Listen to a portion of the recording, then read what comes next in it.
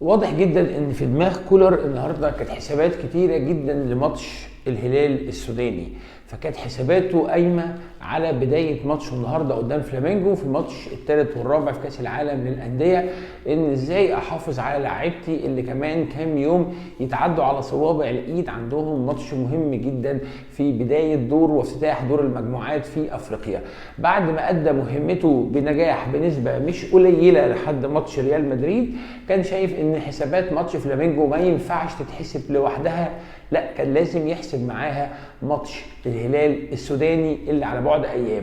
فكانت النتيجه ان هو حط مجموعه من اللعيبه مش الاساسيين لاراحه الاساسيين، فشفنا النهارده خالد عبد الفتاح في الباك رايت، شفنا النهارده مروان عطيه كلاعب ارتكاز، شفنا النهارده ياسر ابراهيم مكان محمد متولي. ياسر ابراهيم لعيب كبير ولعيب قديم واساسي قديم، لكن حاليا محمد متولي هو الاساسي. شفنا محمد طاهر مكان حسين الشحات. شفنا إليو ديانج اللي هو ما لعبوش او حطوا على الدكه، وليه عتاب كبير جدا جدا على إليو ديانج، ولعب مكانه بيرسي تاو كبلاي ميكر مش كلاعب نص ملعب. فكانت الشكل الفرقه النهارده 4-2-3-1 مش 4-3-3 زي ما هو كان متعود يلعب الفتره اللي فاتت، حتى كان بيستخدم قفشه كلاعب ثالث في نص الملعب في الماتش اللي فات. فكانت الحسابات دي ليها النتيجه، ولكن الحسابات دي كان ليها ميزه اخرى، وهي ان انت بدات تدي الاحساس لكل لاعب في الملعب، سواء اللي قاعد على الدكه او اللي موجود في الملعب او اللي حتى بره القايمه، ان مفيش حاجه اسمها لاعب اساسي ولاعب احتياطي.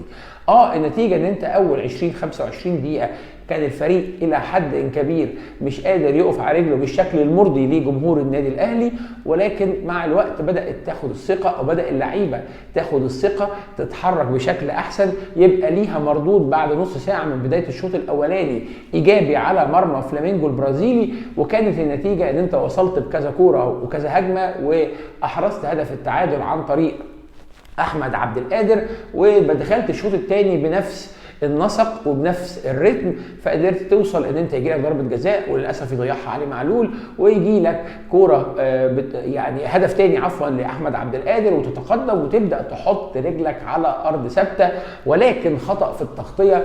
وما اعرفش الصراحه اذا كان لمس ولا لا، خالد عبد الفتاح اتطرد، وكانت دي النقطة المفصلية اللي خلت المنظر مش حلو. ولكن النقطة المفصلية الأهم طبعا هو الانفراد اللي ضيعه بشكل غير طبيعي محمد شريف. الناس بتقول فين المهاجم اللي الاهلي محتاجه؟ كرة زي دي مش محتاجة اصلا مهاجم عالمي، دي محتاجة مهاجم الف ب كرة، ان هو انت رايح انفراد وطالع لك حارس المرمى، فمهما كان الشوطه او التعامل مع الشوطه القويه في كوره زي دي هو نوع من انواع ان انت بتهدرها بشكل سهل جدا، لان انت لما بيطلع لك الحارس بيسد لك كل زوايا التسديد بتاعتك على المرمى بتاعك، فعندك حل من ثلاثه: بتلعبها على جنب من الجناب وده ادنى حل لانها عرض انها تطلع بعيد عن المرمى لان هو قافل لك الجول، يا بتعملها تشيب من فوقيه، يا بتكمل وبترقصه وبتشوط والجول فاضي. للاسف محمد شريف اساسيات المهاجم او راس الحربه الاسترايكر اتنست من دماغه خالص في لحظه من لحظات يعني هقول ايه الزهايمر مثلا، وادى الى الماتش يتقلب، وبعديها خطا من محمد الشناوي ادى الى هدف التعادل ثم ضربه جزاء وبدا الماتش يفرط الى حد كبير. وطبعا جمهور الاهلي حزين. انت لو بصيت على الماتش بالشكل اللي حصل ده هتفهم ان الحزن كان ليه مردود ايجابي اخر، او ليه بعض المزايا الاخرى اللي ممكن تبص عليها، ان انت بقى عندك دلوقتي احساس للاعب ان او كل لاعب ان مفيش حاجه اسمها لعيب احتياطي ولعيب اساسي فدي في حد ذاتها ايجابيه جدا.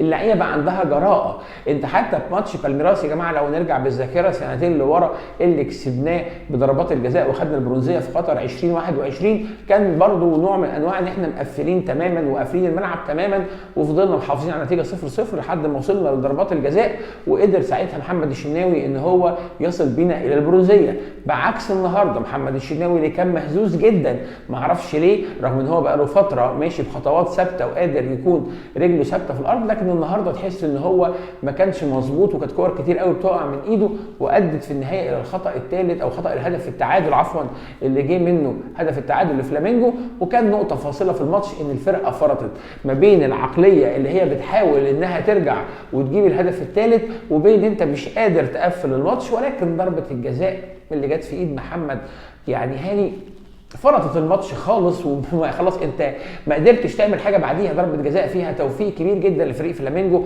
لان هو لا قصد يلعبها بايده ولا رايح يلعبها بايده ولا هي نوع من انواع التهور ولا فهي نوع من انواع التوفيق لا اكثر ولا اقل. ثم زود الطين بله زي ما بيقولوا ديانج باستمرار الميس باس الغريب اللي بيخليه النهارده يلعب كوره على طبق من ذهب بتخلي فلامينجو بتحرز الهدف الرابع وينتهي الماتش 4-2 بنتيجه ايضا للمره الثانيه لا تعبر عن سير المباراه. ولكن لماذا نتيجه لا تعبر عن سير المباراه؟ هترجع بقى نتكلم وسيبك من الماتش خالص، وسيبك ان احنا الحمد لله كان لينا شكل كويس جدا وكنا قادرين يعني نكون ند الفريق اهم من اي حاجه قوي بدنيا جدا جدا جدا عنك بشكل غير طبيعي، مع المهارات مع القوه مع الاستفزاز اللي هو كان فيه، مع ان هو لاعب ماتش واحد في ال10 ايام وانت ده رابع ماتش ليك في ال10 ايام، فالاجهاد البدني كان حل عليك خلاص. لكن تعالى بقى نرجع ونشوف ازاي ان انت تتعامل مع الوضع القائم. الوضع القائم ان انت عندك مشاكل في 4 اماكن اساسيه ما ينفعش ان انت تنساها ابدا.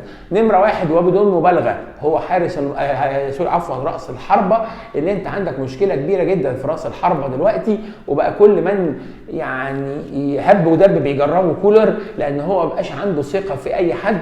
فبالتالي موضوع راس الحربه ده محتاج ان هو يكون تعامل نفسي، لان انت خلاص عندك 4 شهور الجايين او 5 شهور الجايين ما عندكش يعني الامكانيه ان انت تجيب مهاجم، فبالتالي لازم التعامل النفسي مع الناس دي. وكانت بدايتها النهارده ان محمد شريف اتمنى تكون خروجه النهارده وهو بيعتذر للجمهور على الكوره دي كاحساس منه ان هو فعلا الكوره دي هتقلب الماتش 180 درجه، تكون بدايه خير الله اعلم. المركز الثاني اللي محتاج شغل كتير جدا جدا جدا او تغيير خطه اللعب هو مركز 10، مركز البلاي ميكر. قفشه بقى عنده مشاكل كتير جدا. بيرسي تاو مش لاعب بلاي ميكر، هو يا جناح يا مهاجم وهمي يا مهاجم. برونو سافيو ما يقدرش يقوم بالدور ده. السوليه بيحاول يقوم بيه في خطه 4-3-3 ولكن السوليه سنا ما بقاش قادر. يبقى انت عندك الحل الخامس هو القندوسي، وهو صفقه جت في الشتاء او في يناير، فعندك امل ان انت تقدر تتعامل معاها. ده المركز الثاني اللي فيه مشكله. المركز الثالث اللي فيه مشكله كبيره جدا بديل معلول. يا جماعه معلول بيعمل اقصى ما عنده بس خلاص السن يحكم، مش قادر، هو بذل كل طاقته. التغطيه الدفاعيه محتاجه لعيب اقوى واسرع. معلول النهارده في الكره الاولانيه طبعا هو بذل مجهود كبير جدا في ضربه الجزاء اللي احرزوا بيها هدف التقدم، لكن يعني لو واحد سنه اصغر شويه هيقدر يجيبها بشكل احسن او مش هيخلي المهاجم ان هو يعديه. وحصلت برضه في الجول الثالث ان انت بتتعدى من وراه، كمان بقاش ليه المردود البدني على طول ال90 دقيقه. ضربه الجزاء نوع من انواع الاجهاد، يعني ضربه الجزاء انا ما كانش نفسي ان علي معلول هو اللي يشوطها، لان علي معلول من الماتش اللي فات وانا عندي الاحساس ان هو مجهد وان هو عنده اصابه ومتحمل على نفسه. وليه؟ علشان ملوش بديل، ودي مشكله كبيره. المركز الرابع هو محمد الشناوي او حارس المرمى. محمد الشناوي بقى هو انت اللي معتمد عليه تماما. كولر واضح ان هو عنده فكره التدوير بشكل اكثر من رائع، ولكن بيجي عند الشناوي بالذات وما بيغيروش حتى في الماتشات السهله، لان هو واضح ان هو فاقد الثقه فهو الاحتياطي. فبالتالي مركز حراسه المرمى محتاج يدعم بحارس احتياطي حتى يخلي ان محمد الشناوي يفوق. دول ال4 مراكز اللي الاهلي محتاج يتعامل معاهم. شايف ان اقلهم البلاي ميكر حاليا نتيجه ان انت جبت القندوسي، واتمنى يتم توظيفه بشكل جيد القندوسي الفتره الجايه، لان انت محتاج المركز ده تتعامل معاه بشكل اكبر من كده. ده كان ملخص رؤيتي البسيطه المتواضعه عن ماتش النهارده مع فلامينجو. صفحه كاس العالم بالنسبه لي مرضيه تماما، مع بعض الاخطاء البسيطه وبعض السبوتس على بعض المشاكل اللي لازم تبدا تتعامل معاها كاداره وجهاز فني. هتقفل الصفحه دي تماما علشان تعرف تيجي السنه الجايه تاني وتبدا بدايه قويه في افريقيا. اللعيبه مجهده تماما، ضغط ماتشات كاس العالم للانديه ما كانش سهل، خصوصا انت كنت برضو بتسافر بين مدينتين، فبالتالي رؤيه كولر النهارده ان هو يريح الاساسيين كنت متفق معاها جدا، لان بدايه ماتش الهلال الجاي اعتقد ان هو اكثر اهميه بكتير جدا من ماتش الثالث والرابع. ما تحزنش، محتاج ان انت تدعم فرقتك، لان الفرقه كويسه، عندها مشاكل زي اي فرقه في الدنيا عندها مشاكل. يا جماعه ريال مدريد نفسه عنده مشاكل في الدوري الاسباني، اي فرقه في الدنيا مش 100% مظبوطه 100%، لكن انت محتاج تدعمها لان الفتره الجايه صعبه وفرقتك فيها بذره امل فنيه. طبعا احباط شديد جدا ان انت كل الشغل الفني اللي بيتعمل والتكتيك اللي بيتعمل بيضيعوا رعونه مهاجمين، ولكن هي نوع من انواع جرس الانذار عشان تبدا تتحرك في السوق الانتقاليه الاكبر اللي هي في الصيف. هارد لك جمهور النادي الاهلي، حصوله فقط على المركز الرابع بعد سنتين البرونزيه، والجاي احسن، انا متاكد من كده ان شاء الله مليون في الميه. وكان معاكم استوديو 1 2 محمد ثبات، واتمنى لو عجبتكم الحلقه تدعمونا باللايك والشير والسبسكرايب وتفعلوا الجرس، هيوصلكم جديدنا اول باول ان شاء الله، واشوفكم الحلقه الجايه. سلام.